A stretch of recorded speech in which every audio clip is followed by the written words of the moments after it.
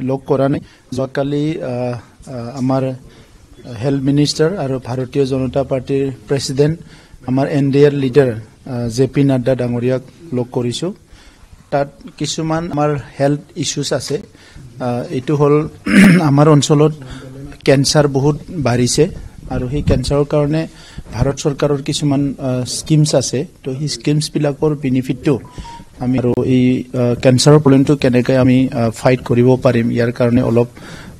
তেখেতলত কথা পাতিছো আৰু বিভিন্ন বিষয়বিলাক আমি কথা পাতিছো খুব ভাল মিটিং হৈছে ইয়াৰ বাহিৰে মই যোৱা পৰহি আমাৰ ট্ৰাইবেল এফেয়াৰ্স মিনিষ্টাৰক লগ কৰিছো জুৱেল ওৰাম ডাঙৰীয়াক আৰু বাকি অফিচাৰ সকলৰ লগত আমাৰ যেটো BTR record implementation 25th amendment এইবিলাকৰ কথাবিলাক অলপ পাতি আছো বিশেষকৈ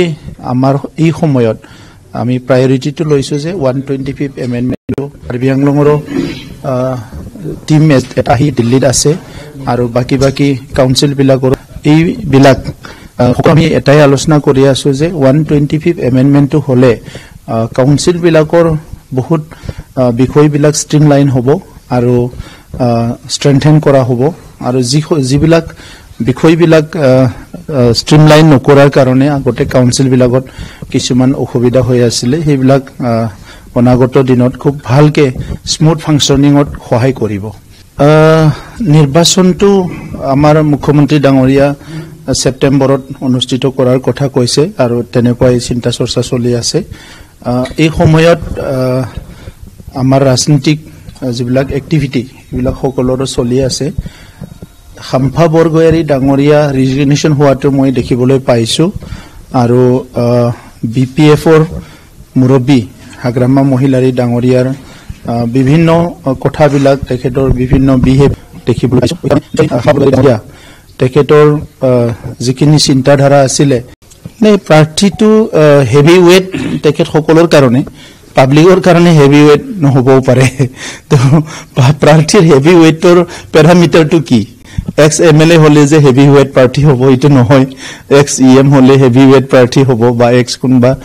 পলিটিক্যাল লিডাৰ হলে হেভি ওয়েট প্ৰাৰ্থী হ'ব এটো নহয় তেখেত সকলৰ ইস্যু আৰু এজেন্ডা কি আছে হিটোৰ হে ওপৰত পাব্লিকে কি বিচাৰিছে আৰু তেখেত সকলৰ পাৰ্টিয়ে কি কৰিব বিচাৰিছে তাৰে অথেন্টিকেশন নাই অথেন্টিক কথাবিলাক কোন ডাটাবেস নহয় কোন এটা প্লান পলিসি ফিউচাৰক লৈ নহয় আজি যদি আপোনাৰ লগত মই ওপেনলি ক'ব লাগে হাগ্ৰামা মহিলাৰী ডাঙৰীয়াক আপোনালোকে ইয়াত পালে খুদিব যে 10টা প্ৰশ্ন খুদিব যি বিভিন্ন সেক্টৰক লৈ এগ্ৰিকালচাৰ সেক্টৰত এডুকেশন সেক্টৰত আপুনি সোশিয়াল ষ্টেবিলিটিৰ সেক্টৰত চাইল্ডৰ ক্ষেত্ৰত ওমেনৰ ক্ষেত্ৰত ইউথৰ ক্ষেত্ৰত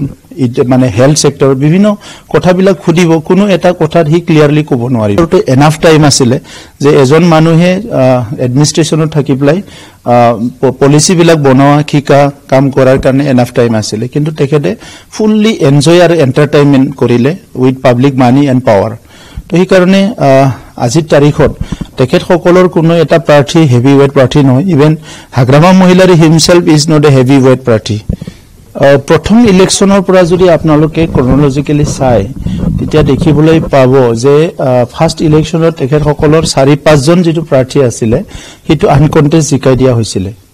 ৰেকৰ্ড কৰা বুলি প্লাই আৰু এটা সকলোৱে মানে উইথ ডিউ ৰেসপেক্ট তেখেত সকলক দিয়া হৈছিল যে এবাৰ কাম কৰক তেখেত সকলে যেটো আন্দোলন কৰিছে একত সেকেন্ডটো তেখেত সকলৰ সময়ত যেটো সেকেন্ড ইলেকশন হল ইয়াত বিটিসিত বহুত ভাইলেন্স হৈ আছিল গতিকে ভাইলেন্সৰ টাইমত তেনেকুৱা পৰিবেশ সৃষ্টি কৰি জিকি আহিল থাৰ্ডটো তেনেকা আছিল কিন্তু ফোৰ্থ ইলেকশনত তেখেত সকলে হাৰি গল যেটা পিছ আহিল গতিকে হাগ্ৰামা মহিলাৰী ডাঙৰীয়াৰ যেটো টিম আছে